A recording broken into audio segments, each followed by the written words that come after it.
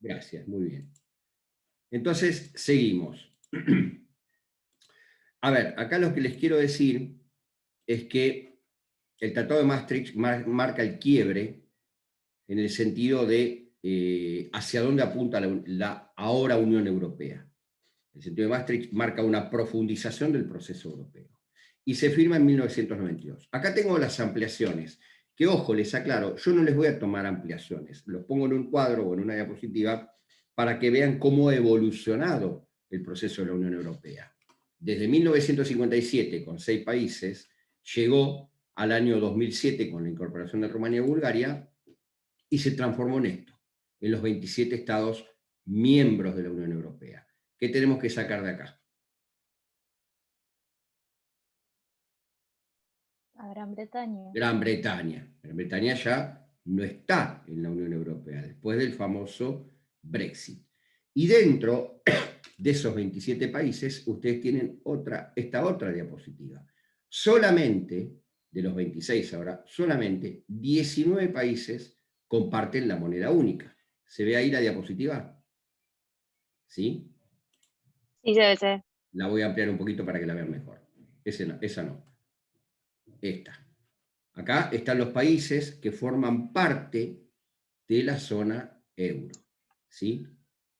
Bien, entonces tenemos los países de la Unión, quitando a Gran Bretaña, y los países de la zona euro.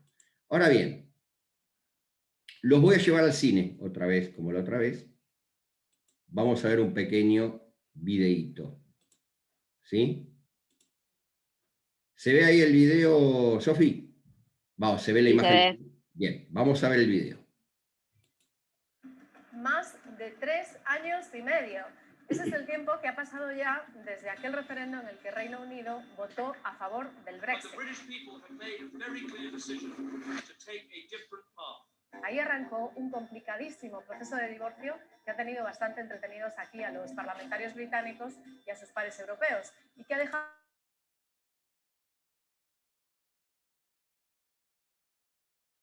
Profe, no se escucha. Puede ser que se haya escuchado. Sí, no se escucha más. Se cortó el audio. Ah, porque se puso, se apagó el micrófono. A partir de un complicadísimo proceso de divorcio que ha tenido bastante entretenidos aquí a los parlamentarios británicos y a sus pares europeos, y que ha dejado bastante confundidos a muchos ciudadanos y un poco cansados también. Bueno, pues finalmente este 31 de enero va a suceder. Reino Unido se va formalmente de la Unión Europea. Eso sí, nada realmente va a cambiar aquí en Reino Unido a partir del 1 de febrero. Luego te explicamos bien por qué. Pero antes, ¿por qué era que Reino Unido se quería ir de la Unión Europea? Esa es una de las preguntas más frecuentes que nos llegaron al canal cuando pedimos ideas para este video sobre el Brexit. Y ahora te lo vamos a explicar.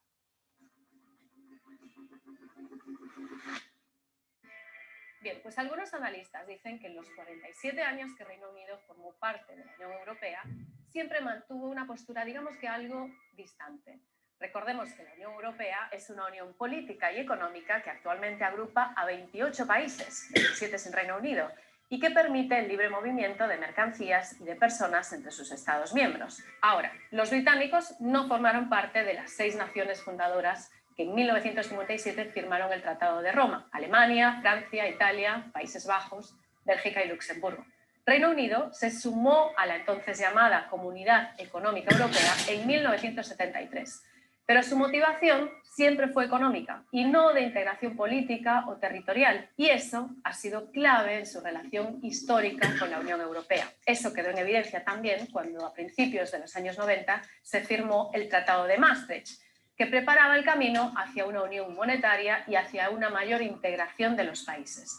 En aquel entonces, Reino Unido negoció su exclusión de esas políticas y por eso nunca adoptó el euro como moneda, que era algo que nos preguntaban en el canal. Tampoco forma parte de la zona Schengen, formada por 26 países europeos, entre los que se puede viajar sin controles migratorios. Total, que hace décadas que en Reino Unido existe un discurso euroescéptico significativo, con mayor o menor peso según la época. Y en las elecciones de 2014, el sorprendente ascenso del partido euroescéptico y de derechas UKIP, el Partido de la Independencia de Reino Unido, puso el tema en primer plano, y el primer ministro de aquel entonces, el conservador David Cameron, acabó convocando un referendo para junio de 2016. Eso sí, pocos se imaginaban que en esa votación ganaría la campaña a favor del Brexit. Fue una victoria muy ajustada, de solo un 52% frente a un 48%, que dejó al propio Reino Unido y a la Unión Europea en shock y causó un verdadero terremoto político. And there's no way of predicting all the political consequences of this event, especially for the UK. Ningún país se había ido antes de la Unión, no había precedentes sobre cómo hacerlo, ni tampoco Reino Unido tenía, ni tiene todavía, un plan claro de lo que va a pasar después del Brexit. Y por eso el proceso ha sido y continúa siendo tan complejo. En estos 3 años y medio, desde ese referendo, hemos visto desfilar a 3 primeros ministros, hemos visto al Parlamento británico totalmente dividido, probando los límites de sus propias normas democráticas y hasta cuestionando el papel de la reina sobre los asuntos políticos del país. Ahora, para la pregunta específica de por qué Reino Unido se quiere ir de la Unión Europea, no hay una respuesta concreta. En el referendo de 2016 ganó la campaña del Brexit, sobre todo con el argumento de que así los británicos iban a poder recuperar el control sobre sus asuntos propios, sobre todo en cuanto a control de sus fronteras y de la migración. 3 años y medio después, ya nadie se pregunta tanto por qué se quieren ir, sino cuándo lo harán. El país continúa muy dividido, pero la diferencia ahora es que el primer ministro Boris Johnson, del Partido Conservador, cuenta con una cómoda mayoría que ganó, precisamente prometiendo que haría cumplir cuanto antes lo que el pueblo votó en 2016. Only when we get Brexit done, get Brexit done, get Brexit done, we'll get Brexit done. ¿Y qué va a pasar ahora? Pues a partir del 1 de febrero los británicos ya no van a formar parte de la Unión Europea, pero entran en un periodo de transición de 11 meses, que podría llegar a ampliarse, durante el que la Unión Europea y el gobierno británico tendrán que acabar de definir cómo va a ser su relación a largo plazo. A partir del 1 de febrero, Reino Unido también es libre para negociar acuerdos comerciales con quien quiera, y el gobierno de Boris Johnson ve eso como una gran oportunidad. ¿Y qué va a pasar durante los próximos 11 meses de transición? Pues Reino Unido ya no tendrá ni voz ni voto en las instituciones europeas, pero en la práctica no habrá cambios realmente para los ciudadanos, porque se van a mantener los mismos términos en las relaciones comerciales y se van a respetar las reglas vigentes, como por ejemplo en aspectos migratorios. Muchos nos preguntaban en el canal sobre los derechos de los ciudadanos europeos para vivir, estudiar o trabajar en Reino Unido. Bien, pues durante este año todo queda igual, pero más allá de 2021 todavía no se sabe qué pasará con los europeos que quieran venir, digamos que por primera vez, a trabajar o a estudiar. Eso es uno de los temas que quedan pendientes para las negociaciones.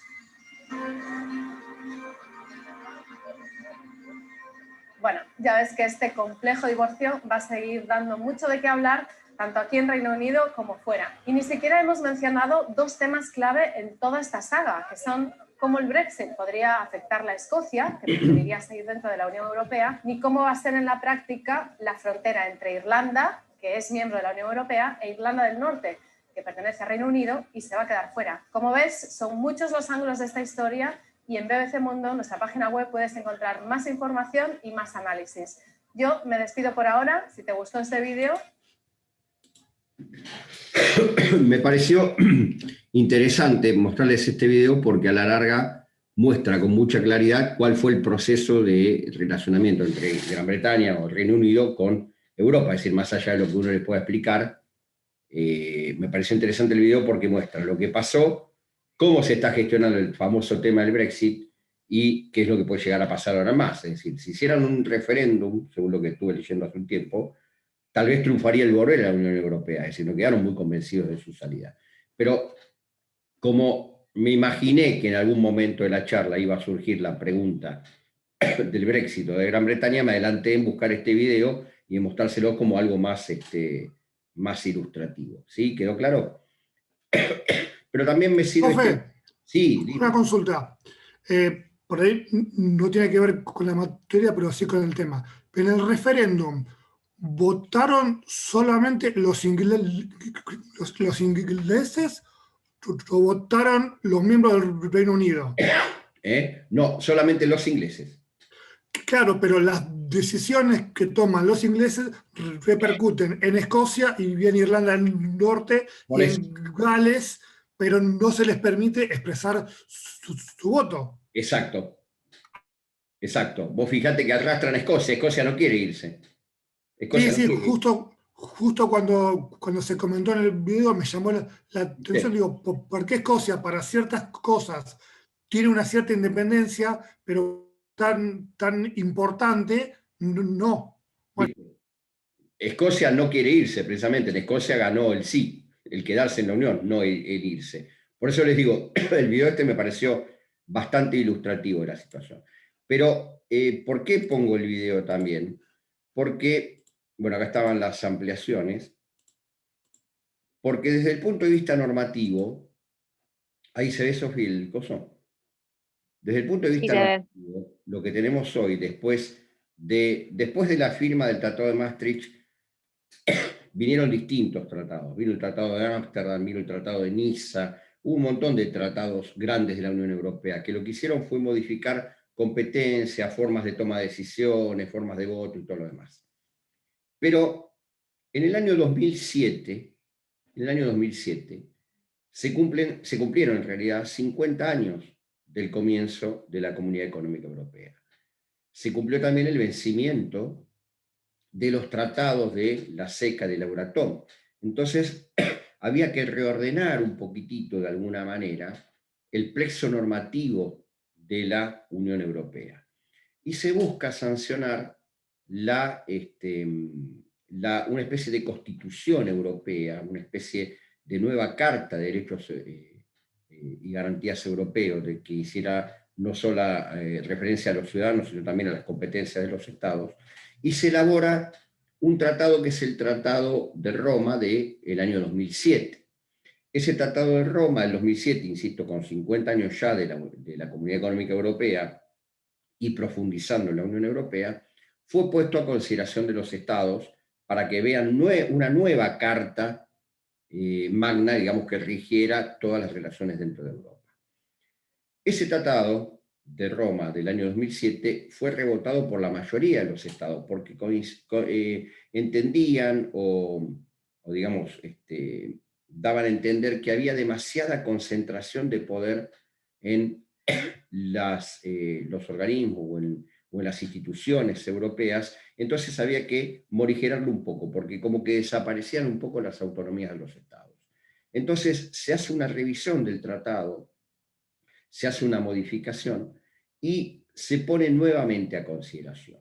Ese tratado nuevo, reconsiderado, es aceptado por todos los estados y se termina sancionando y se aplica a partir del año 2009, pero ya no con el nombre de Tratado de Roma, sino con el nombre del Tratado de Lisboa. El Tratado de Lisboa es el instrumento jurídico institucional de la Unión Europea actual, es decir, todo lo que hace al funcionamiento de la Unión Europea en la actualidad, tanto desde el punto de vista de los derechos de los ciudadanos como del funcionamiento de la Unión en cuanto a su estructura jurídico-institucional, está establecido en el Tratado de Lisboa.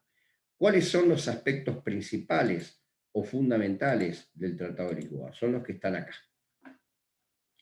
Es decir, lo primero que tenemos que decir es que el Tratado de Lisboa es un nuevo plexo normativo que unifica todas las cuestiones legales de índole particular e institucional y jurídica de la Unión Europea. Entra en vigencia en el año 2009, 1 de diciembre del 2009. El principal, no quiero decir principio, el principal elemento o la principal característica del Tratado de Lisboa es esto de la Europa más democrática y transparente.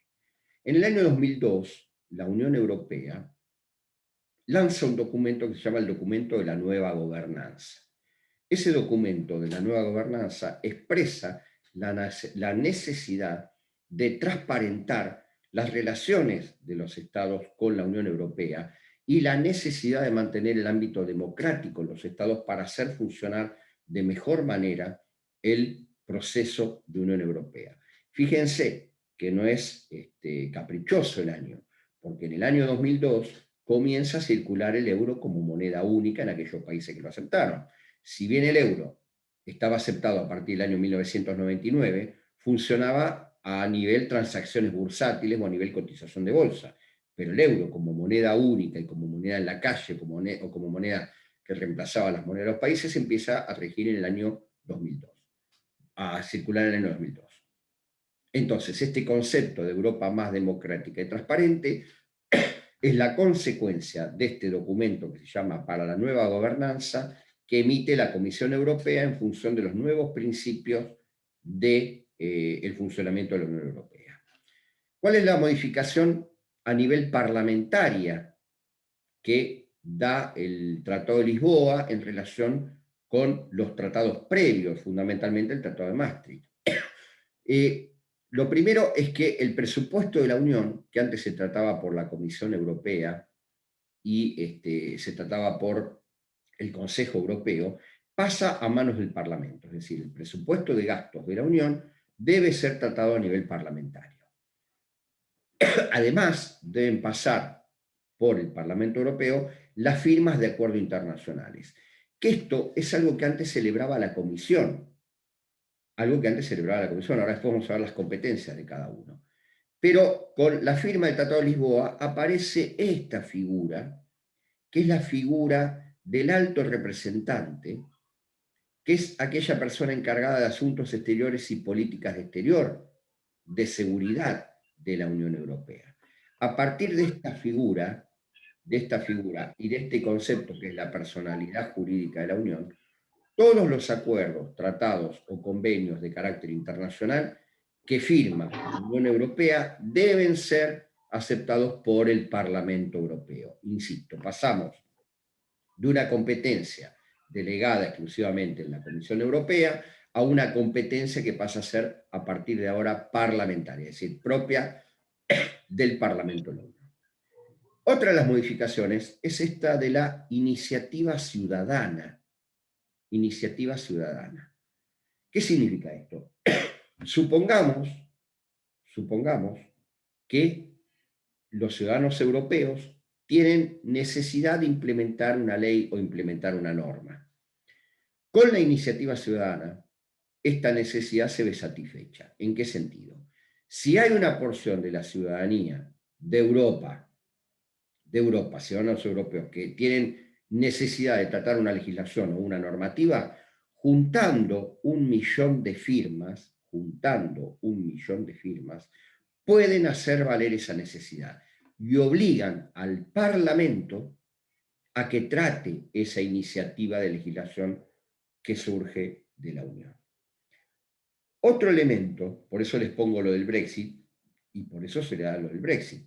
Otro elemento importante del Tratado de Lisboa es la posibilidad de salida de la Unión Europea.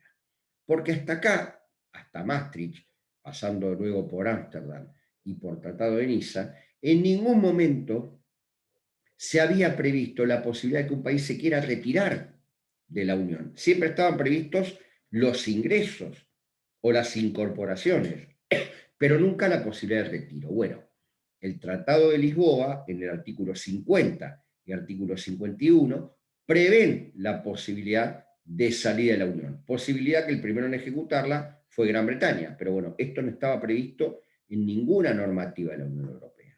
Personalidad jurídica de la Unión.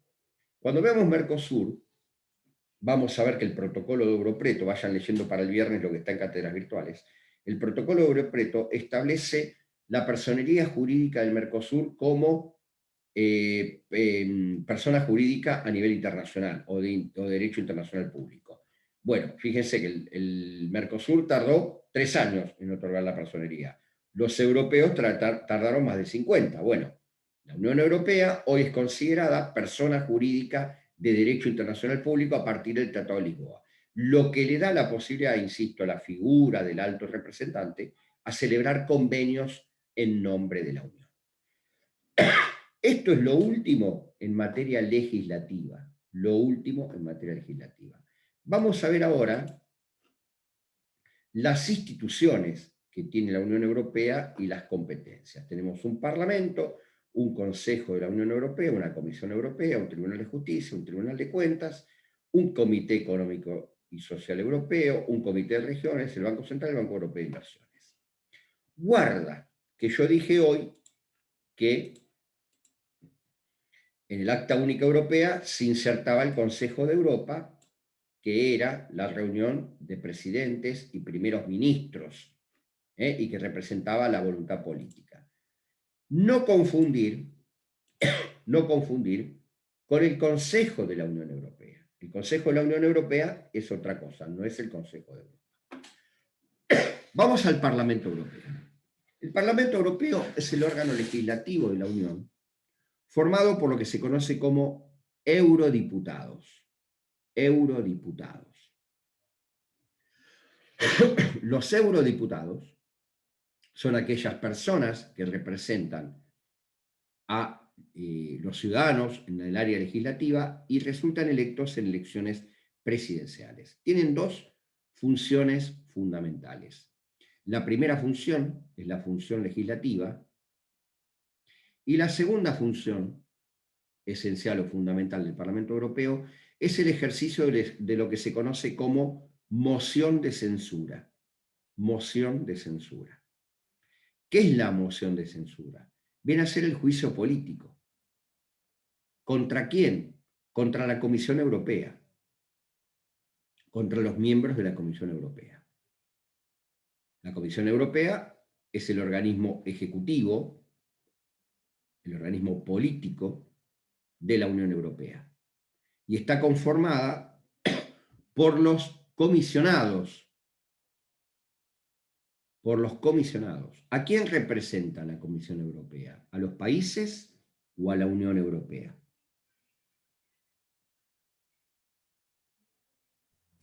La Unión Europea.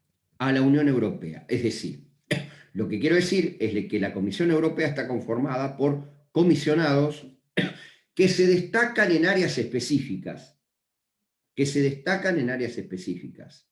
Por eso pueden ser todos los comisionados en un solo país o puede haber un comisionado por país. Pero al representar los intereses de la Unión Europea, no es necesario que sean comisionados uno por país. Pueden ser comisionados de un mismo país, porque representan los intereses de la Unión Europea. Los comisionados, miembros de la Comisión Europea, son personas entendidas o expertas en distintas materias. Viene a ser como el gabinete de ministros. Es decir, representan los intereses de la Unión en función de las necesidades de la Unión. Distinto del Consejo de la Unión Europea. ¿A quién representa el Consejo de la Unión Europea? ¿A los Estados o a la Unión? A los Estados, Martín. Voy ahí medio que El órgano de control será. ¿Cómo? El Consejo. ¿Es un órgano de control el Consejo? El Consejo de la Unión Europea no es un órgano de control. El Consejo de la Unión Europea es un órgano de gobierno con capacidad decisoria, pero eleva todos los temas tratados en los estados, porque por eso representa los intereses de los estados, eleva todos los temas que se tratan en los estados a consideración de la Comisión. Tiene capacidad decisoria en cuanto a los temas a tratar por la Comisión y por el Parlamento. Pero la diferencia entre el Consejo de la Unión Europea, distinto, insisto, del Consejo Europeo, y la Comisión, es que la Comisión representa los intereses de la Unión, y el Consejo representa los intereses de los países.